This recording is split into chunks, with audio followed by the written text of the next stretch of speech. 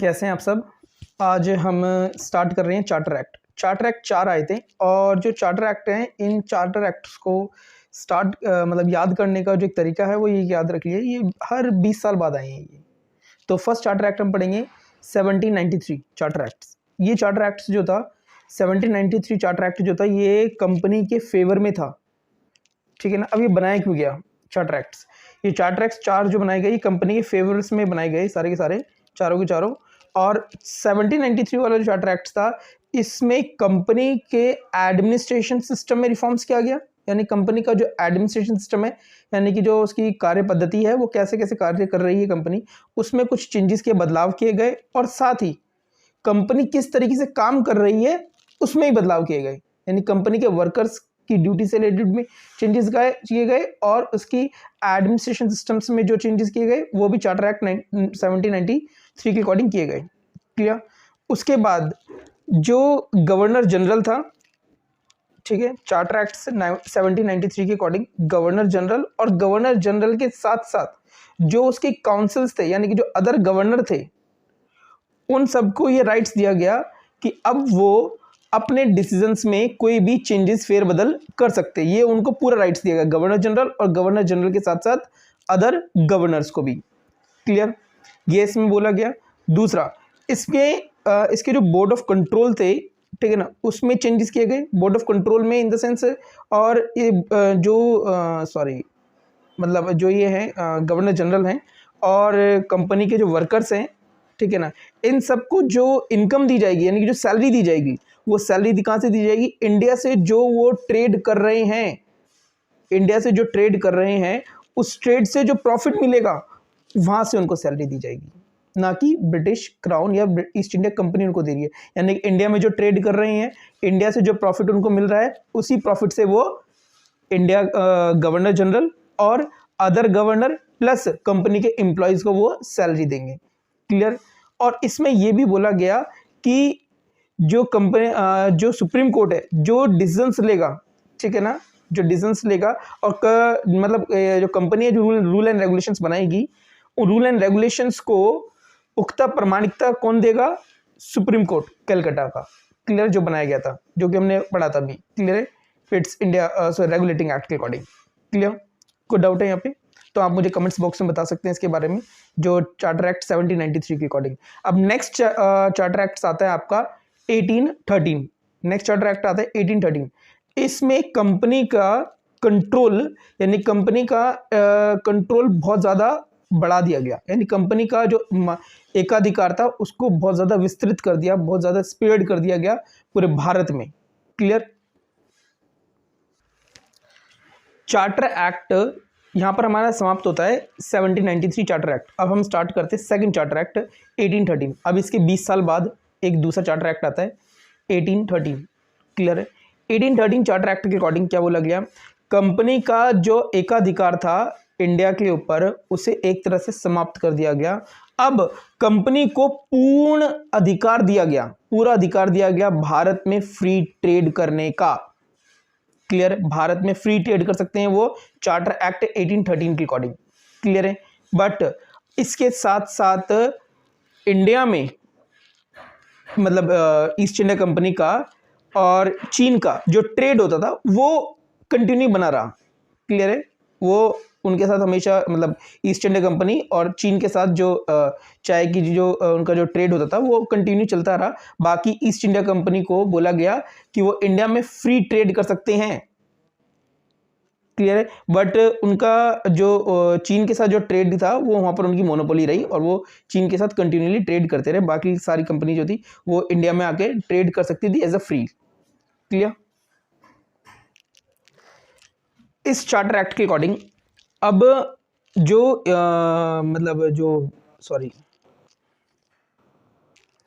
इस charter act के according कुछ गवर्नमेंट्स बनाई गई और उन गवर्नमेंट्स को जैसे कि अब इंडिया में जो भी खर्चा होगा उन खर्चों का हिसाब किताब रखा जाएगा।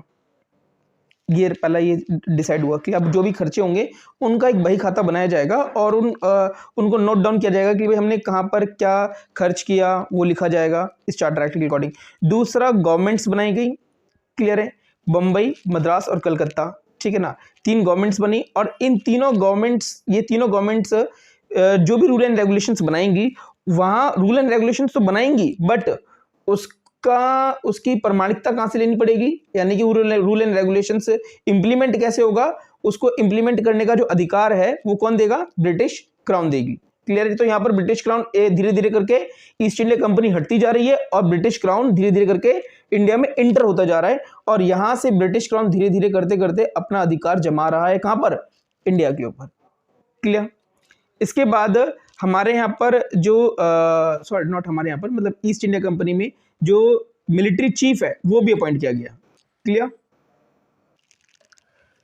अब कंपनी को यह अधिकार दिया गया कि कंपनी ही गवर्नर जनरल, गवर्नर, क्लियर है, और मिलिट्री चीफ अपॉइंट करने का अधिकार किसको दिया गया, ईस्ट इंडिया कंपनी को। बट इसकी स्वीकृति यानी कि इसकी प्रमाणिकता दोबारा किससे लेनी पड़ेगी उनको, ब्रिटिश क्राउन से। यानी कि आप काम तो करिए, उस काम को करना है, लागू होगा या नहीं होगा, ये अधिकार जो था वो किसके पास रहा, ब्रिटिश क्राउन के पास रहा। ईस्ट इंडिया कंपनी अब यहां पर नाम मात्र यानी नॉमिनली एक एग्जीक्यूटिव की तरह यहां पर काम कर रही है, नॉमिनल एग्जीक्यूटिव, नाम मात्र की तरह, कि अगर एक वर्कर की तरह यहां पर काम कर रही है, उस सारे डिसीजन मेकर अब कौन ले रहा है, ब्रिटिश क्राउन ले रही है।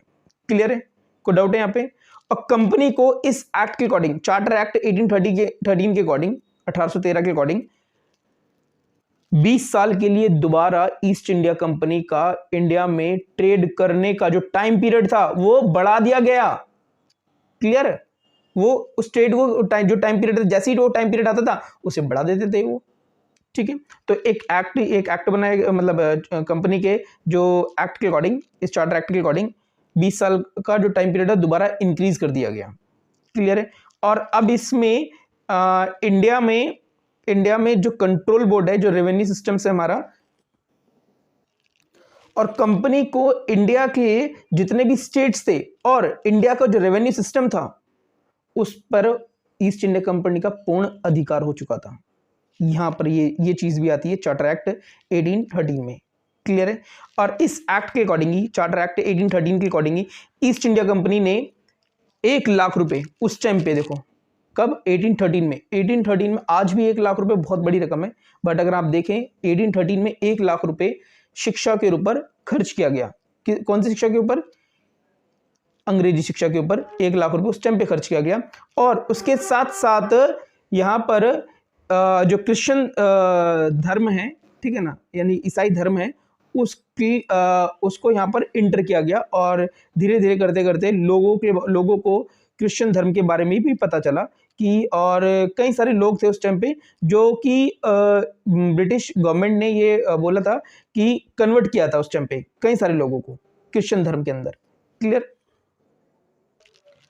और इसी एक्ट के अकॉर्डिंग, चार्टर एक्ट 1813 के अकॉर्डिंग, क्रिश्चियन धर्म को इंडिया में धीरे धीरे करते करते करते उसका धर्म प्रचार किया गया, यानी धार्मिक प्रचार किया गया, और लोगों को अवेयर करवाया गया कि कोई ना कोई, मतलब जितने भी लोग हैं जो सुनना चाहते हैं उनको, और जो देखना चाहते हैं, उन लोगों ने क्रिश्चियन धर्म के बारे में सुना भी और पढ़ा भी। तो इस तरह से लोग क्रिश्चियन धर्म के बारे में लोग अवेयर हुए। अब यहां पर हमारा समाप्त होता है चार्टर एक्ट 1813। क्लियर है। अब हम नेक्स्ट चार्टर एक्ट की बात करें, यानी थर्ड चार्टर एक्ट की बात करते हैं, चार्टर एक्ट 1833। चार्टर एक्ट 1833, अभी मैंने आपको थोड़ी देर पहले बताया था कि ईस्ट इंडिया कंपनी नाम मात्र अब काम कर रही है, यानी कि जितनी भी डिसीजन मेकिंग है वो मेकर वो कौन ले रहा है, ब्रिटिश क्राउन ले रही है। तो चार्टर एक्ट 1833 के अकॉर्डिंग, यहाँ पर इस एक्ट के अकॉर्डिंग ईस्ट इंडिया कंपनी का पूरी तरह डिसीजन मेकिंग जो था पूरी तरह सफाया कर दिया जाता है। ठीक है ना। और कंपनी के जितने भी स्पेशल राइट्स हैं उन सब पर कंपनी को बांध दिया जाता है, कंपनी को बोल दिया जाता है कि अब आप कोई भी स्पेशल राइट डिसीजन आप नहीं ले सकते, वो सारे डिसीजन कौन लेगा, ब्रिटिश क्राउन लेगा। क्लियर है। अब यहाँ पर कंपनी काम ना करके ब्रिटिश क्राउन इंटर होता है। क्लियर है। अब ब्रिटिश सम्राट की एंट्री होती है कहां पर, इंडिया के अंदर। पहले तो ईस्ट इंडिया कंपनी थी, अब कौन आ गया, ब्रिटिश क्राउन। क्लियर है। अब इसके साथ साथ जो बंगाल का गवर्नर था, ध्यान सुनना, जो बंगाल का गवर्नर था, चार्टर एक्ट 1833 के अकॉर्डिंग बंगाल के गवर्नर जनरल को उसकी उपाधि से हटा के भारत का गवर्नर जनरल बना दिया जाता है। क्लियर है। बंगाल के गवर्नर जनरल को उसकी उपाधि से हटा के भारत का गवर्नर जनरल बना दिया जाता है, और उसके साथ साथ जितनी प्रेसिडेंसी थी, ठीक है ना, उनको जो स्पेशल राइट्स दिए गए उन सारे स्पेशल राइट्स को खत्म कर दिया जाता है। क्लियर है। और जो प्रेसिडेंसी थी उनको जो लॉ बनाते थे उस लॉ पर भी वो फुल स्टॉप लगा देते हैं कि अब से आप कोई भी काम नहीं करेंगे, यानी कि जो भी लॉ मेकिंग होगी, इंप्लीमेंट होगा, जुडिशरी होगी, वो सारा कौन देखेगा? ब्रिटिश क्राउन देखेगा। क्लियर। अब जैसा कि मैंने आपको बताया, यहाँ पर ब्रिटिश क्राउन ने भारत के गवर्नर जनरल की उपाधि बना दी, और जितनी प्रेसिडेंसी थी उनके सारे राइट्स छीन लिए गए। अब वो लॉ मेकिंग डिसीजंस कुछ भी नहीं ले सकते। तो इसके लिए अभी मैंने आपको पहले बताया था, यहाँ पर बंगाल, मद्रास, क्लियर, और आपका बम्बई, 3 प्रेसिडेंसी थी। अब चौथा जो मेंबर आया, वो चौथा मेंबर था आपका लॉ मेकिंग। क्लियर है। एक अलग से एक काउंसिल्स बनाई गई, उस काउंसिल्स के में लॉ मेकिंग डिसीजंस के लिए रखा गया। और लॉ मेकिंग पे बिफोर इंडिपेंडेंट इंडिया में जो लॉ मेकिंग जो कमीशंस के जो मेंबर थे, वो थे, फर्स्ट मेंबर कौन थे? Lord Macaulay. तो लॉर्ड मैकॉले इस पद पर पहले व्यक्ति नियुक्त होते हैं जिन्होंने इस पद का प्रभार संभाला। और उसके साथ ही सेक्शन 87 के अकॉर्डिंग, यानी कि हमारी यूपीएससी जिस यानी जो पोस्ट जो सर्विस है, उसको गवर्नमेंट यानी पब्लिकली रिकॉग्नाइज किया गया। पब्लिकली बोला कि अब यहाँ पर जो नियुक्ति होगी ना यूपीएससी में, वो एग्जाम बेस्ड के अकॉर्डिंग होगी। तो लॉर्ड मैकॉले का यहाँ पर बहुत बड़ा रोल था यूपीएससी में की परीक्षा के लिए। क्लियर है। और विधि लॉ यानी कि लॉ मेकिंग जो एक अलग से मेंबर बनाया गया, एक बोर्ड बनाया गया था, उस पे पहले जो मेंबर थे वो कौन थे? Lord Macaulay. क्लियर। और ये रीजन सेक्शन 87 के अकॉर्डिंग लॉर्ड मैकॉले ने इस पद पर यानी यूपीएससी जो रिकॉग्नाइज जो जो एग्ज़ाम लेती है, जो बोर्ड लेते हैं यूपीएससी के अकॉर्डिंग, उस पद के लिए एक सरकारी के अकॉर्डिंग यानी कि कोई भी व्यक्ति जो उस एलिजिबिलिटी क्राइटेरिया को फुलफिल करेगा वो एग्जाम दे सकता है और उस पद पर चयनित हो सकता है। ये चीज़ याद रखिएगा। इसके बाद चार्टर एक्ट होता है 1853, fourth charter act 1853। Clear. Charter act 1853 जो था, इसमें गवर्नर जनरल जो काउंसिल्स थी, जो मैंने आपको बताया कि जो लॉ मेकिंग डिसीजंस थे, ठीक है ना, ये पहले गवर्नर जनरल के अकॉर्डिंग गवर्नर जनरल इसको बनाते थे। अब यहाँ पर लेजिस्लेचर्स, एग्जीक्यूटिव और जुडिशरी, इन तीनों को अलग कर दिया, यानी कि it's not judiciary, legislature and executive, ठीक है, यानी कार्यपालिका और विधायिका, इन दोनों को अलग कर दिया गया। इन दोनों के कार्यों को अलग अलग कर दिया गया। इन दोनों के कार्यों को बोला गया कि भाई आपको ये कार्य करना है। एग्जीक्यूटिव की अपनी ड्यूटीज बना दी गई और लेजिस्लेचर्स की अपनी ड्यूटीज बना दी गई। और सिविल सर्वेंट्स के लिए ओपन एग्जाम रखा गया, खुली प्रतियोगिता रखी गई, जिसमें हर व्यक्ति जो भारत में है या ब्रिटिश क्राउन के अंडर में जो भी आता है वो उस परीक्षा को देके उस पद पर चयनित हो सकता है। तो यहाँ तक थे हमारे चार्टर एक्ट से। मैंने आपको पढ़ाया 1793, फिर उसके बाद 1813, फिर उसके बाद पढ़ाया 1833, फिर उसके बाद चौथा है आपका 1853। क्लियर है। अगर किसी को कोई भी डाउट है तो प्लीज़ कमेंट्स बॉक्स में मुझे बताएं कि क्या डाउट है। कुछ अगर समझ में नहीं आता है तो वो भी बताएं। और अगर आपको कुछ अलग टॉपिक पढ़ना है, कोई ऐसा टॉपिक जो कि आपको हमेशा लगे कि मेरा डाउट रहता है हमेशा, तो वो भी प्लीज़ मुझे बताएं। ठीक है। कोई भी डाउट होता है तो प्लीज़ कमेंट बॉक्स में बताएं। ठीक है। Thank you so much. और प्लीज़ थोड़ा शेयर भी करिएगा।